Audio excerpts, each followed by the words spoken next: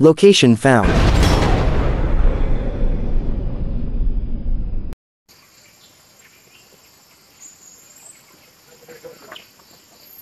Magandang buhay po sa inyong lahat mga kadets. At ngayon may idea na naman akong ibibigay sa inyo.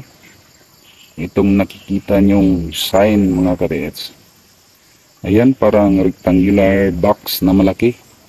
At masasabi rin natin na ito'y kaliwang paa na may butas sa gitna. Ganito siya mga kadets, nakatagilid siya. Ayan. Nasa gilid siya ng malaking bato.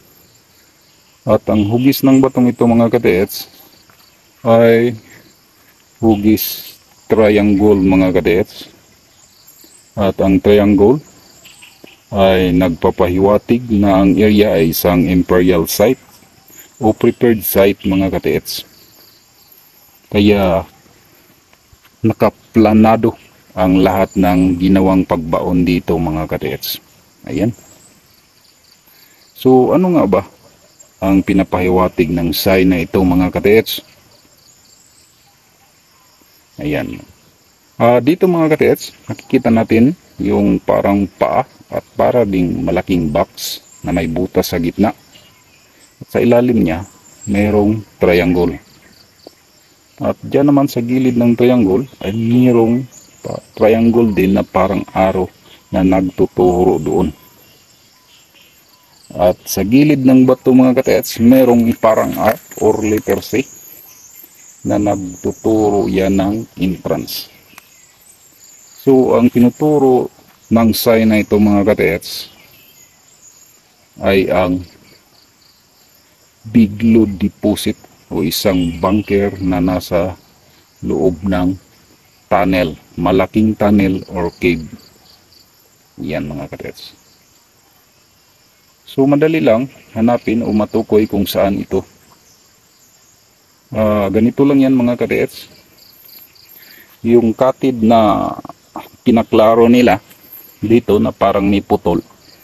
Yan ang direction kung saan ang sinasabi ng markang ito na bunker. So hindi ito makukuha ng mga small TH lang. Kasi delikado ito mga kadets. So ganito lang yan hanapin mga kadets. Dahil ito ay nakatagilid at dyan ang putol. So ang direksyon na tinuturo niyan mga kadets ay ganito lang mga kadets. Ganyan.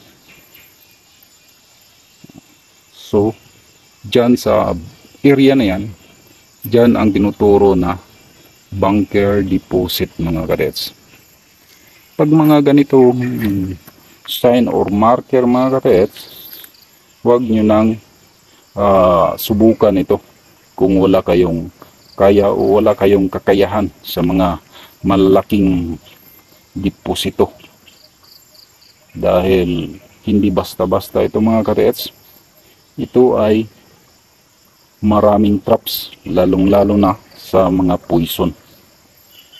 Isa pang direksyon na ituturo ko sa inyo mga kadets dahil ito ay nakalagay sa bato na hugis triangle.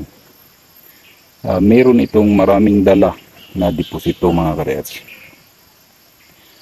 Ang bawat dulo na triangle na tinuturo nito ay merong dalang mga deposito.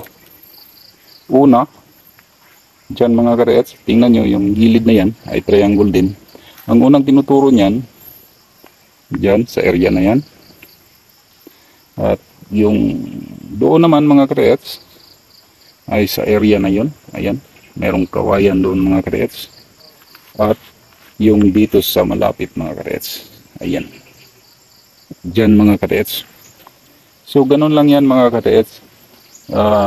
Hanggang dito na lang ang ating video. Subaybayan nyo ang iba pa nating i-upload para meron akong may share sa iyo at mapagkunan nyo ng kahit na kaunting ideya.